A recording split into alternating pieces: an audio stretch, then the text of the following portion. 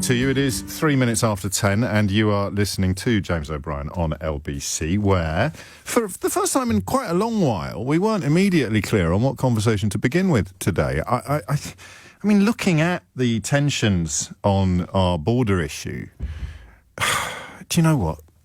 Does this ever happen to you? Well, of course it doesn't. You don't present a live radio programme every day. But just as I said those words, I saw a thread of consistency running through the contenders to be spoken about. Because just bear with me, all right? Stop talking among yourselves. Just bear with me. I need to get this crystal clear. But my colleagues thought I was actually addressing them directly then when I said stop talking among yourselves. It was a figure of speech, like sometimes when I say, are you still with me at the back? But actually, while we're here, do stop talking among yourselves.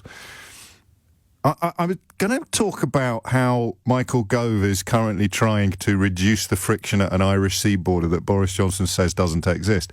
Sometimes I think I should say things 2 or 3 times, because even I respond to those words by going, have you just got your words the wrong way round? Have you just got things mixed up? Michael Gove is currently negotiating... Well, look, let's be honest. Let's call a spade a spade. Having taken back control from the EU, Michael Gove is currently begging the EU to reduce the friction at an Irish sea border that Boris Johnson insists doesn't exist. Right? Boris Johnson, it was announced, I think last night, says that Matt Hancock will today deliver a speech or lay out the plans under which our borders will finally, supposedly, be closed.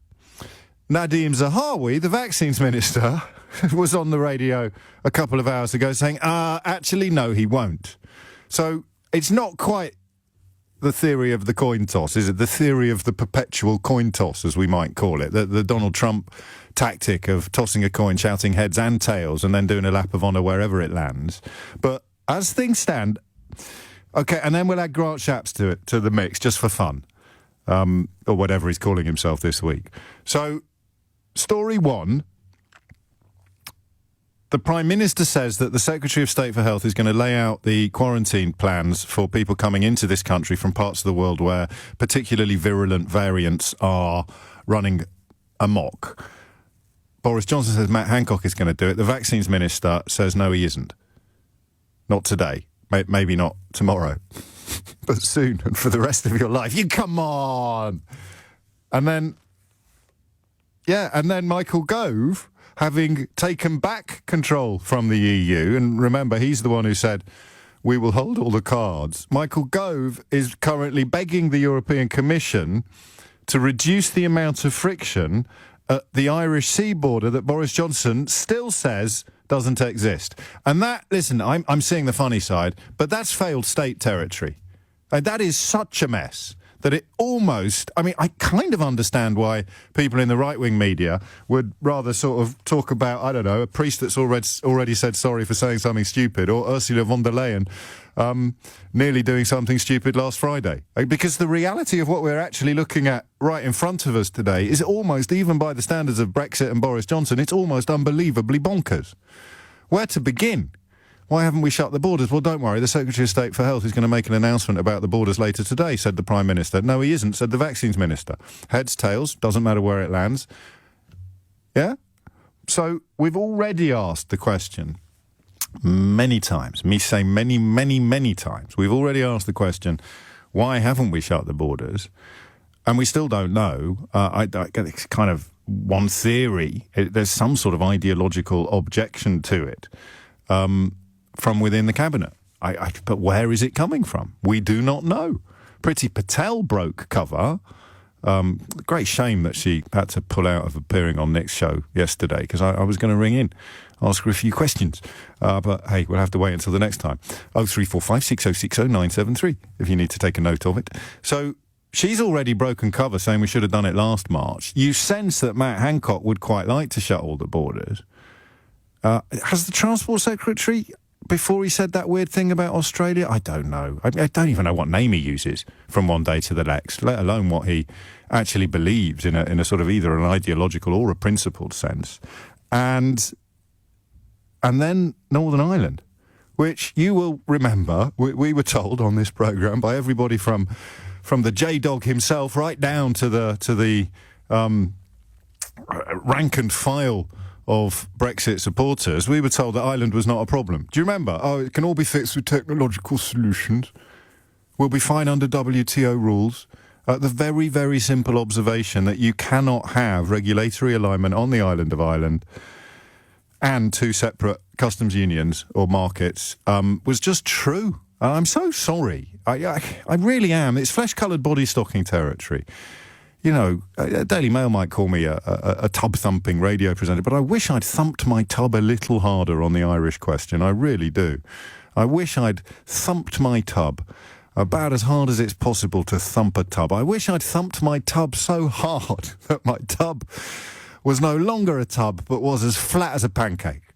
A flattened tub. A tub thumped so comprehensively and completely that there is no longer a tub to speak of, because it was always going to come down to Ireland. And I made my greatest Brexit, possibly my only Brexit mistake when it came to Ireland, because, well, you know what we did, don't you?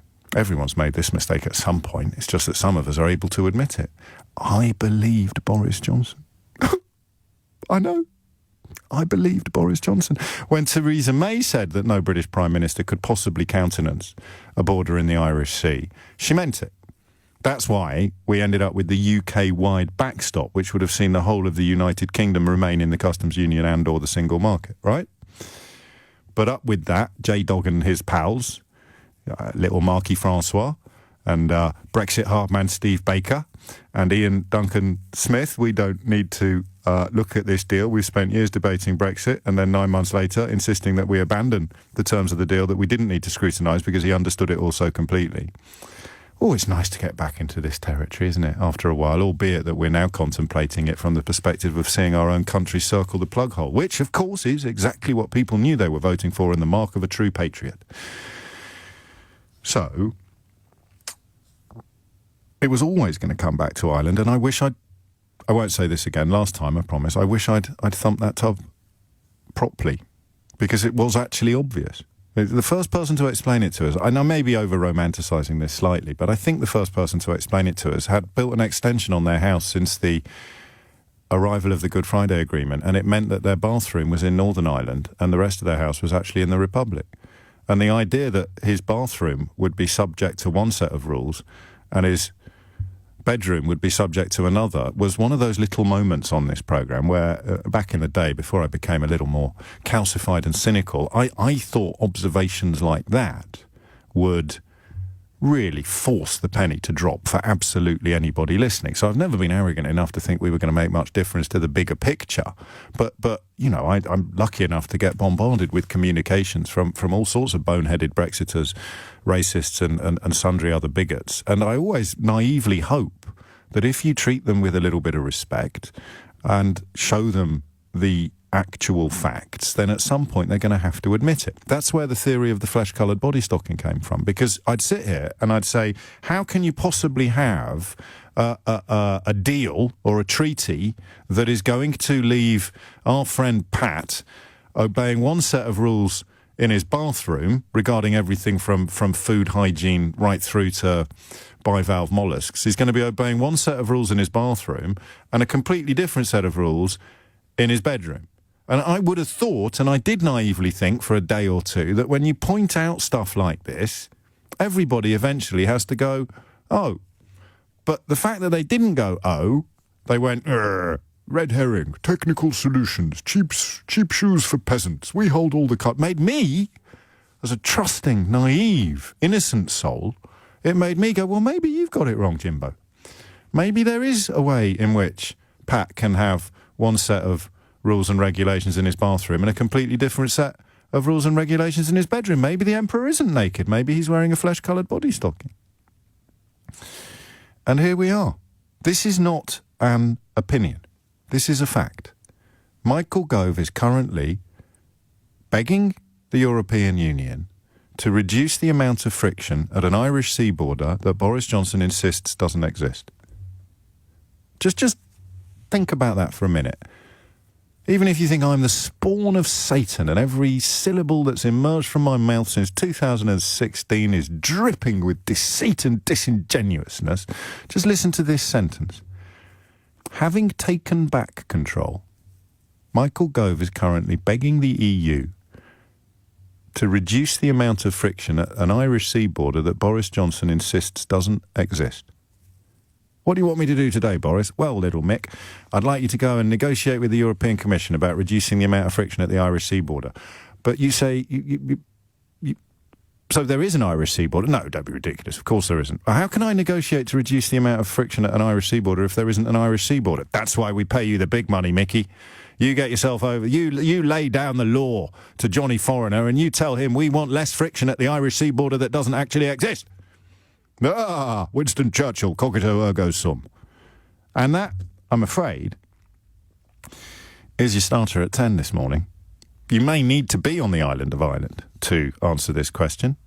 And I don't care which corner of the Emerald Isle you inhabit. I want to hear you try to make sense of this. I would love to talk to you if you are still on the Brexit bus and you can actually provide a rational evidence-based answer to the question of how Michael Gove can negotiate to reduce friction at an Irish sea border that Boris Johnson says doesn't exist.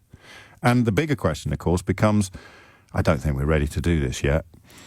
How did we come to this? Seriously. How far and how fast can a country fall?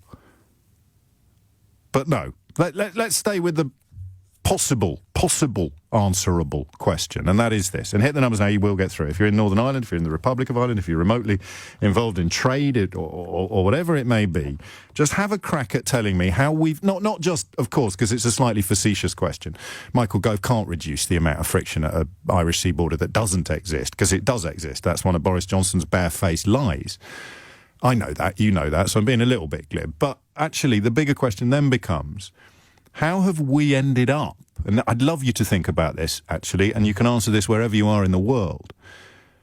You don't even ever have to have visited the island of Ireland. But how has the United Kingdom, how have the people of these islands, how have we, all of us, however we vote, wherever we live, whatever we do, how have we ended up living in a country where a senior politician is negotiating to reduce friction at an Irish sea border that his boss says doesn't exist? Have we distilled it down yet? I just want to get it absolutely into phone-in territory. So how have we ended up living in a country where Michael Gove is trying to reduce the amount of friction at an Irish sea border that Boris Johnson says doesn't exist? Are we good, Keith, or do you think we could shave it a little bit more? Can we get it down even? Can it get even pithier? And we can't just do WTF, can we? That would be both a little bit profane and lazy. But there it is. Hit the numbers now. You will get through. And I need help with this because I haven't got a Scooby-Doo. 0345 6060 973 is the number that you need. And here is the question. How do you, particularly as a Brexiteer, if that's what you still call yourselves, or perhaps an ex-Brexiteer, or whatever it may be, but particularly if you're a Brexiteer, how do you think we've ended up living in a country where one of the co-chairmen of Vote Leave is negotiating with the European Union to reduce the amount of friction at an Irish sea border that the other co-chairman of Vote Leave says doesn't exist?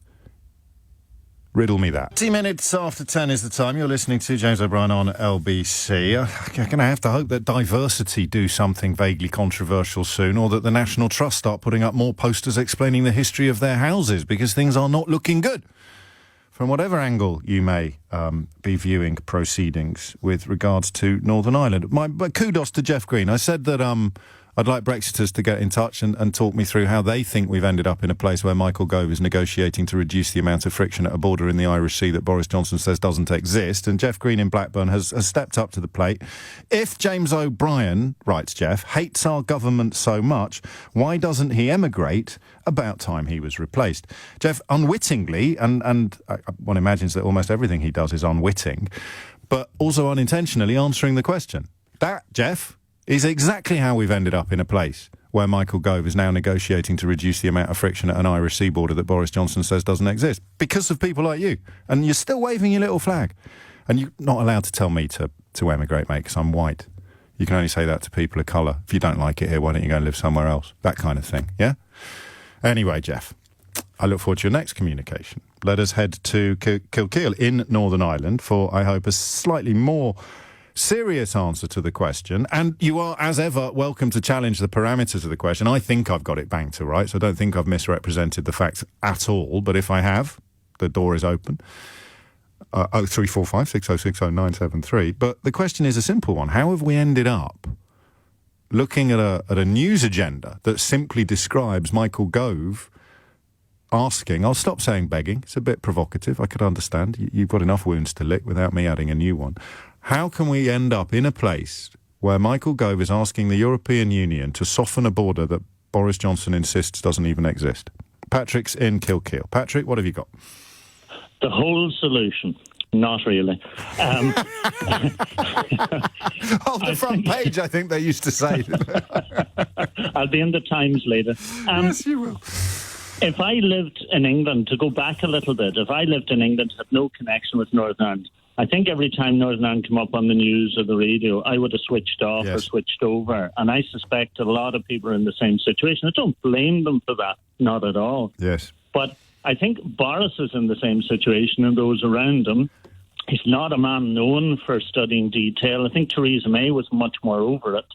And he just had no idea about the border. He wasn't involved in any of the negotiations here in the peace process. And so if he ever came to the realisation of the problems there would be, they just glossed them over in the referendum. And the minister, as they say, for the 15th century, Jacob Rees-Mogg, is known to be over technical things. Said it could all be solved with technical. How dare you suggest that he doesn't have a full grasp of the facts? And of course, his insistence that the lot of British fishermen would be improved has come to glorious fruition. No one could possibly dispute the veracity of that prediction. Now, everyone, the happy British fish, yeah. Let me find the phrase. Yes. Boris Johnson did everything he could for to avoid a barrier down the Irish Sea. He did everything he could to avoid a barrier down the Irish Sea, to which the short response would be, well, he didn't vote for Theresa May's... Well, he did vote for one of them, didn't he? But Theresa May's UK-wide backstop, which would have been, if you insisted on leaving the single market and the customs union officially, the only way to avoid what we're now seeing in Northern Ireland would have been the Theresa May UK-wide backstop. Correct. Yeah. So, and then when they turned that down, that's the DUP here, for example, there only was one option left, which was to put a border somewhere. And you'd have to have something like 322 checkpoints on the land border. So a sea border is much easier with 4 or 5 ports to check what's going in and out. And, I mean, Boris promised people here there'd be no paperwork. There's film of him doing it. I may have that clip. So don't let the cat out of the bag. Because here's the thing: I hesitate when discussing political matters with a resident of Northern Ireland. I hesitate to bring religion into it, Patrick. But speaking as a Catholic, I have this curious mixture of relief and guilt. It's always a relief to realise that you did understand things completely, but then you get that old Catholic guilt kicking in because you failed to convince her, or you failed to. And I'm only talking about the people like Jeff in Blackburn who get in touch with me, and I somehow failed to persuade him that the grass was green and the sun would come up in the morning. And it is as simple under your analysis as saying, how has this happened? It's happened because Boris Johnson tells lies. People believe him. Yeah. And I've heard traders on here saying we were told there was going to be no paperwork. He told us that, and they believed him. Well, I don't know that you've got any proof of that particular claim there. Can I ask one question? One question. Yeah. Can I go back to my company in the morning and tell my staff we will not be filling in any customs declarations for goods leaving Northern Ireland to go to GB? You can. Okay. You can. That's not what everybody believes, by the way. You can. But I can. You can. And you will absolutely not have. And if somebody asked you to do that, tell them to ring up the Prime Minister and I will direct them to throw that form in the bin. Because Steve Harvey said he would. No. That's the problem. What do you export from Northern? Do you export illegal weapons or endangered species? If you love the Prime Minister has been part of the business, we export a lot of small... Oh, sorry, I owe you an apology, Patrick. He did. I mean, there might be a technical, pedantic point to be made about which direction the traffic was going in, but the existence of the Irish sea border is now a given. Yes, exactly. And the problem of bringing dogs in and so on probably applies as much to sort of puppy farms, and that they don't want them going on into the EU over the border here. Well, it's very permeable. The weirdest thing is that actually some of these rules to the uninitiated do look a little bit excessive. For example, why on earth are you checking soil samples? And then a caller came on yesterday and said, well, you remember foot and mouth was being carried around on the soles of welly boots. So, you know, we helped write the rules that third countries have to obey. We voted to become a third country. We're now throwing our toys out the pram about the rules that third countries have to obey. Patrick, you've got the first spot on the list. How have we ended up in a place where Michael Gove is negotiating over an Irish sea border that Boris Johnson insists doesn't exist? Answer, because Boris Johnson tells lies and people still believe him. It might take some beating, actually. Is there a more nuanced, a more sophisticated, a more informed, not informed, but more elusive explanation, perhaps, than the one that Patrick has offered? I'm not so sure. And, of course, it's very, very unfair to suggest that Boris Johnson alone insisted that the border Michael Gove is currently trying to negotiate over doesn't actually exist. I mean, it's not as if the Secretary of State for Northern Ireland said it too. But we are not going to have a border down the Irish Sea. Pardon? But we are not going to have a border down the Irish Sea. But we do. That's the thing Michael Gove is negotiating over, Brandon Lewis, Secretary of State for Northern Ireland. So how have we ended up in a country where the Secretary of State for Northern Ireland can say this... But we are not going to have a border down the Irish Sea.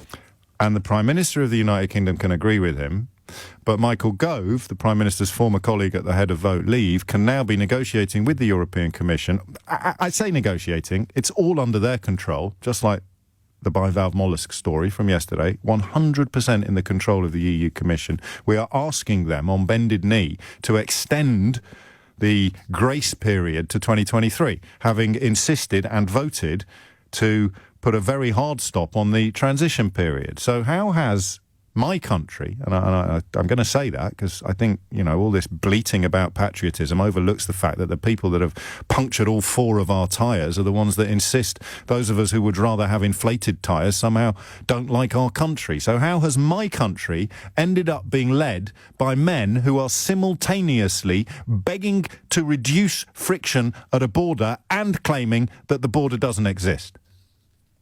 Got there in the end, Keith. That's the pithy line.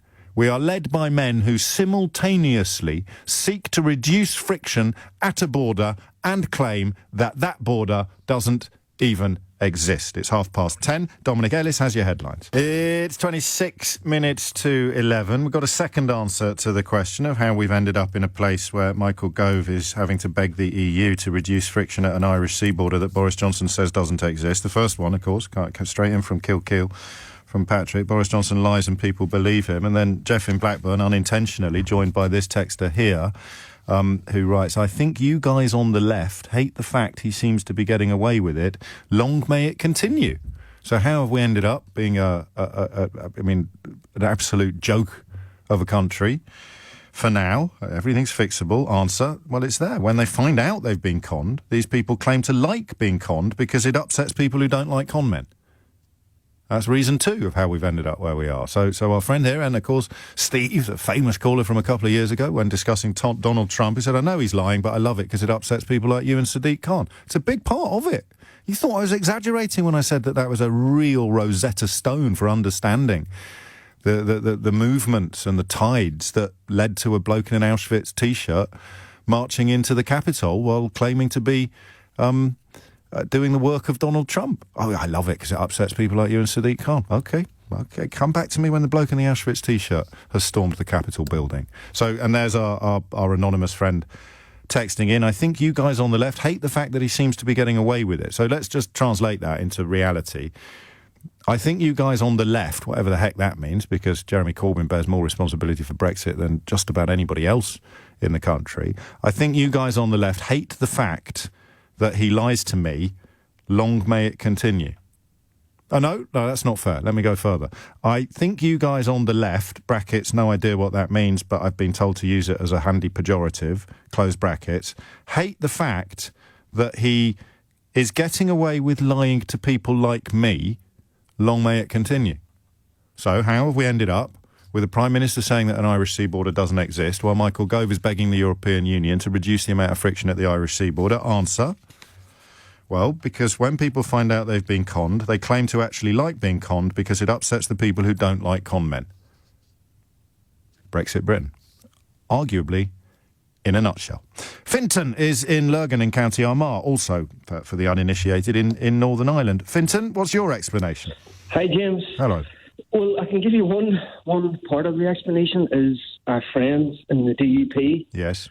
rejected Mrs May's deal, which, although it wasn't great, was a whole lot better than what we have now. This would be the UK-wide backstop? Yes.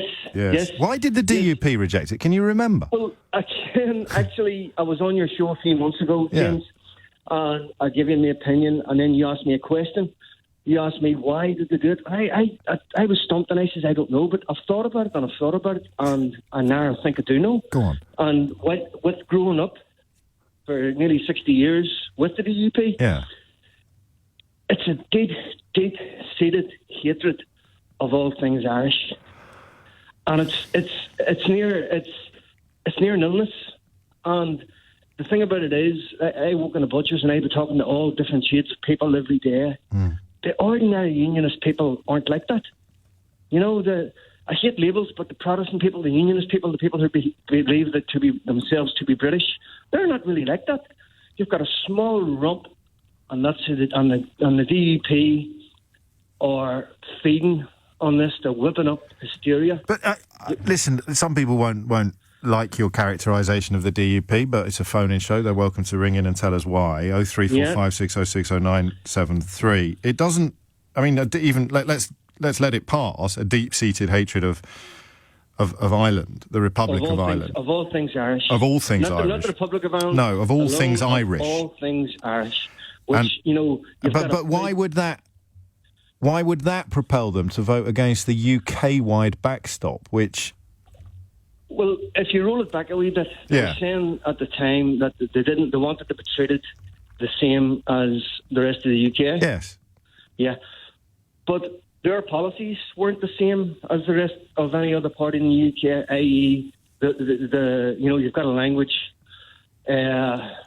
you've got the Scottish language, you've got the Welsh language, but they wouldn't have the Irish language. I'm being unfair. I'm being unfair to you, aren't I? I'm asking you to provide a rationale for the actions of the DUP. Just let me provide you one which is close to my heart. Go on.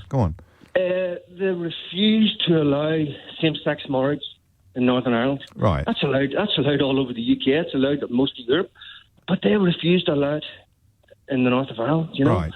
And it was, I think the Republic of Ireland was one of the first to allow it, and it was smashing. And then they had Taoiseach, who was married, I think. Same sex. Was he married to his partner? He has a partner, a long-time partner, which was marvellous. But yet they refused it. And yet they wanted to be treated as the rest of the UK, so it's just completely hypocritical. So did they think that if we went into a UK-wide backstop, they wouldn't be able to opt out of things like same-sex marriage? I mean, it's been legal since 2020, as you know, since my birthday, actually, in 2020. There you go. I think, if you were trying to understand, and you're trying to understand rational people. That's our curse. That's our curse, Fintan. Yes, it's very hard to understand their rationale.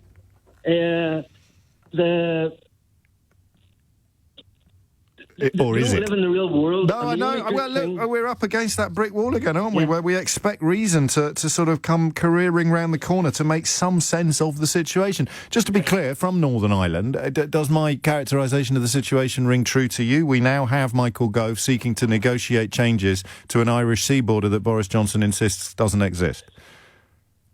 But the thing about it is, I don't want to harp on about the DUP, but I try not to sit on. I don't sit on tall chairs now, because once Boris has already screwed them, they use Paisley and Paisley's language. Once he screwed them over, once I don't want to sit in the high chair because he's going to screw them over again, and I don't want to fall too far. I don't want to bump my head out of the ground. I hear you. No, Vincent, thank you. And of course, speaking of Ian Paisley Jr., it was in response to a question from him that Boris Johnson said yesterday that he would be quite prepared to trigger Article 16. And it was, of course, the threat to trigger Article 16 that, as long as you don't actually think about things, that put Ursula von der Leyen into such an uncomfortable position briefly last Friday. Look, I'm trivialising it slightly, probably in response to the fact that the dishonest media, the client journalists, which is about 80% of them now, isn't it, by any count, probably even 90, are massively inflating what happened last Friday. So it isn't trivial. It was an appalling misstep by the Commission, which was reversed before it was implemented, within hours.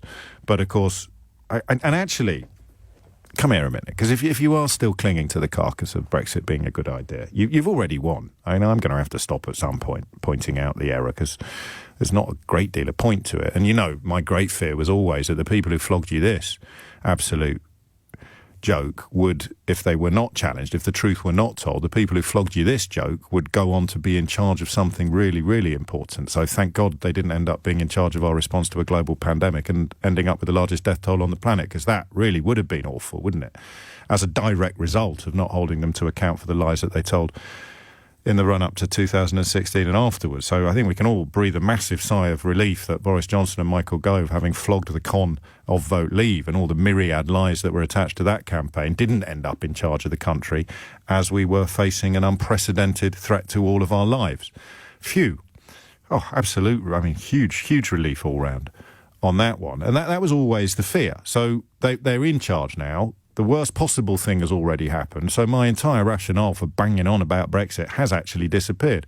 You didn't hold them to account, you didn't expose their lies, you didn't accept the observable reality of your own eyes and ears, and they ended up in charge for the next issue, which turned out to be a global pandemic, which turned out to see the UK recording the highest death toll in the world. Of countries with a population of greater than 20 million, although I'm told we might have just nudged Slovenia into third, actually, even if you include countries with a population of... I need to double-check that. So, Boris Johnson lies and people believe him. That's answer number one. When they find out they've been lied to, they claim to actually like it because it upsets people who don't like liars. And if you call them lefties, it makes it a lot easier to avoid the pant-wetting stupidity of that sort of sentiment.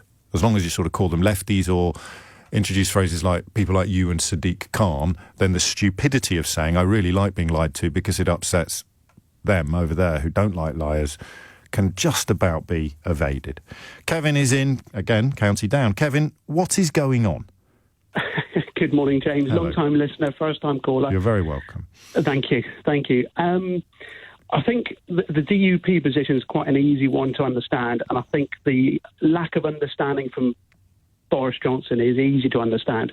As you can tell from my accent, I'm not a native. I've lived here 18 years now. You're the landlord class. Sorry, that was a very unnecessary historical nod towards even greater controversy than the ones we're currently dealing with. Carry on, Kevin. That's okay. No, I'm not a landlord. I know you're not. But usually that accent, it doesn't matter. You know what? Sorry. Carry on. Yeah, I mean, as a perspective, before I lived in Northern Ireland, and I'm a son of an Irishman, I knew nothing about Northern Ireland, and I knew nothing about trade and borders. Living here now, working in the trade that trades across borders, I understand it. And Boris Johnson doesn't want to. And I think you asked a question of a caller just now about why did the DUP not support May's deal, and why do they support Johnson's deal, or whether they did support Johnson's deal. The reason they didn't support May's deal was because how they see it, that leaves Ireland intact as Ireland. Yeah. So what they are wholly against, they campaigned against the Good Friday Agreement because they don't want Irishness bleeding across the border into Northern Ireland. So they don't want people in Northern Ireland to feel Irish. They want us to feel British. And with May's deal, it would have stopped that from happening.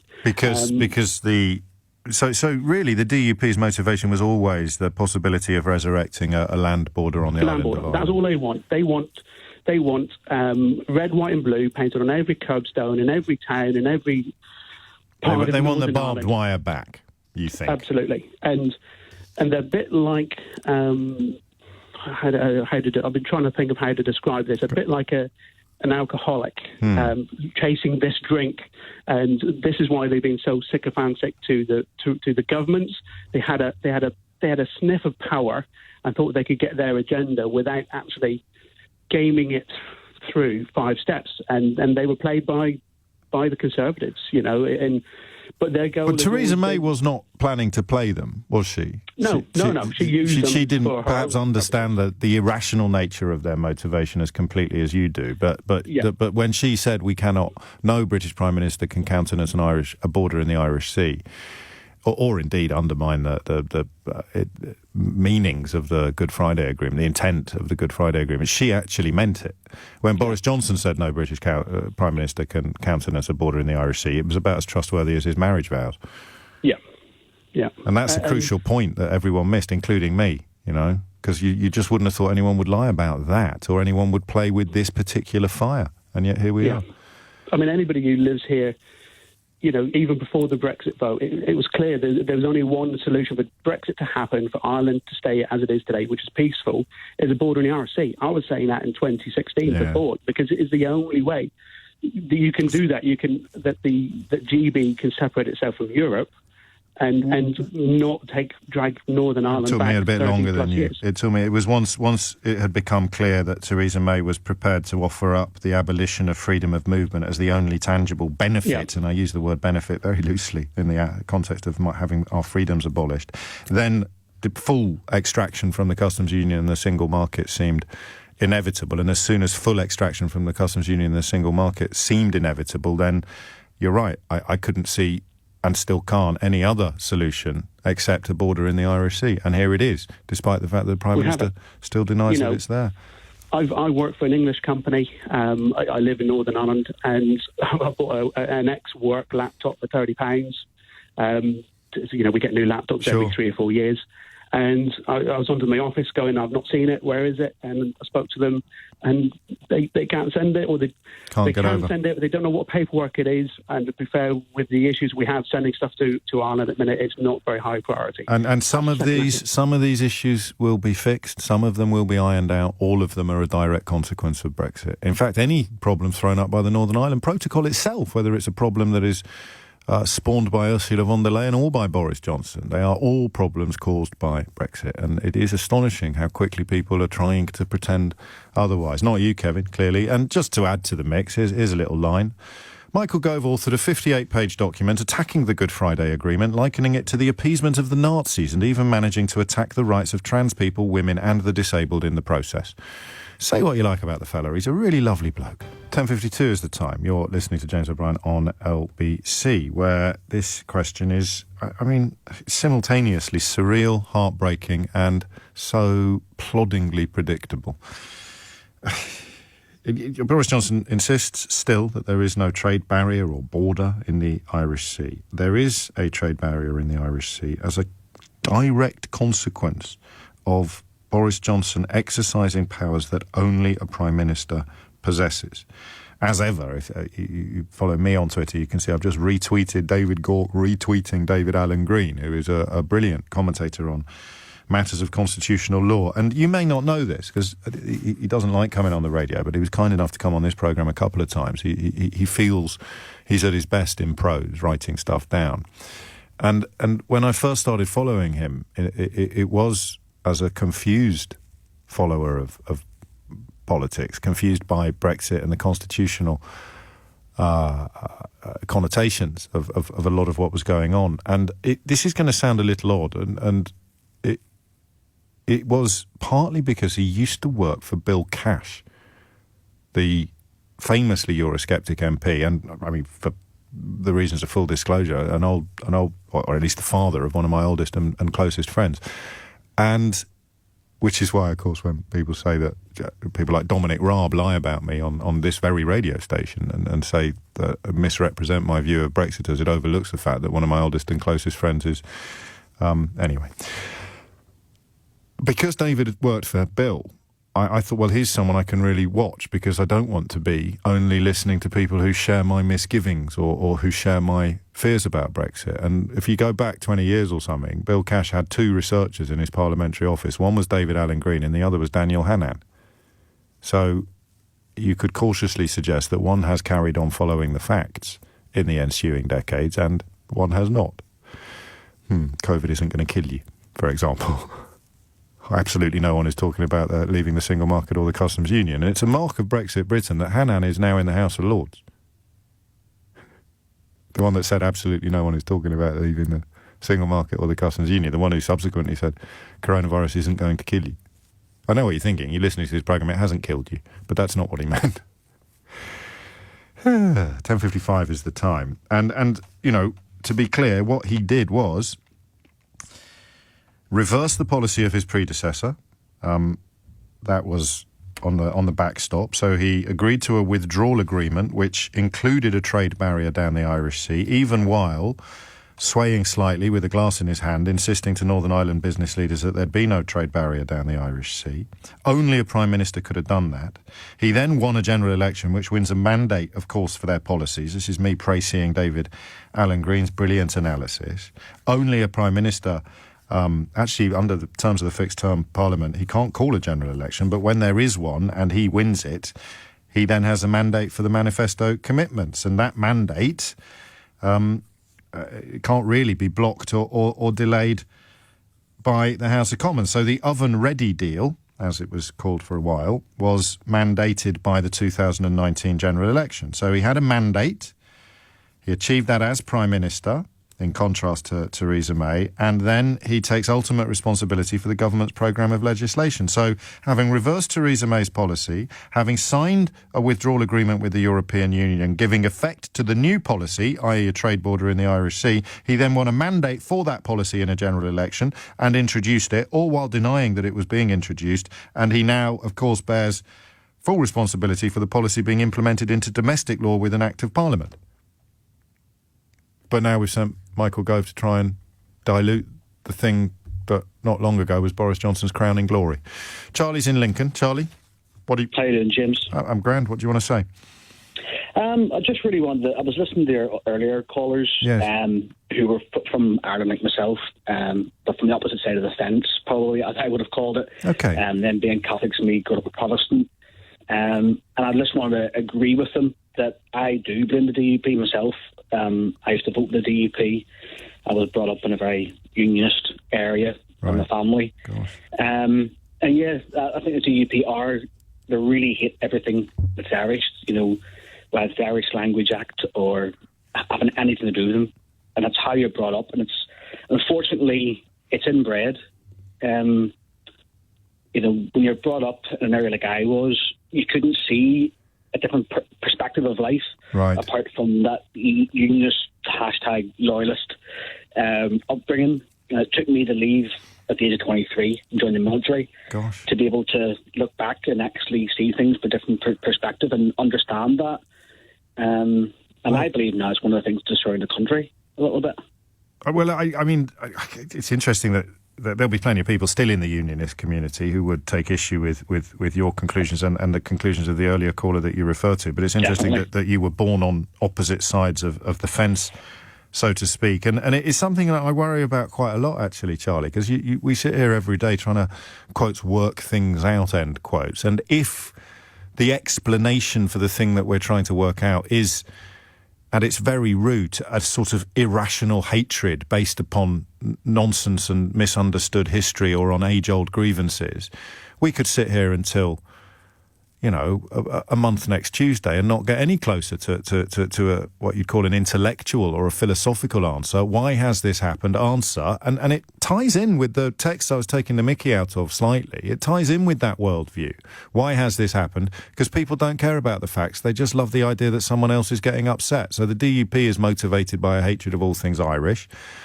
And that means that in the context of trade agreements and withdrawal agreements and trade barriers in the Irish Sea, they were almost sort of blindfolded by their own bigotries. Yeah, I mean, I totally agree with that. I mean, No, I'm trying to praise your words. Really. I'm trying to praise your words. I'm not offering up mine. I'm trying to summarise what you've said.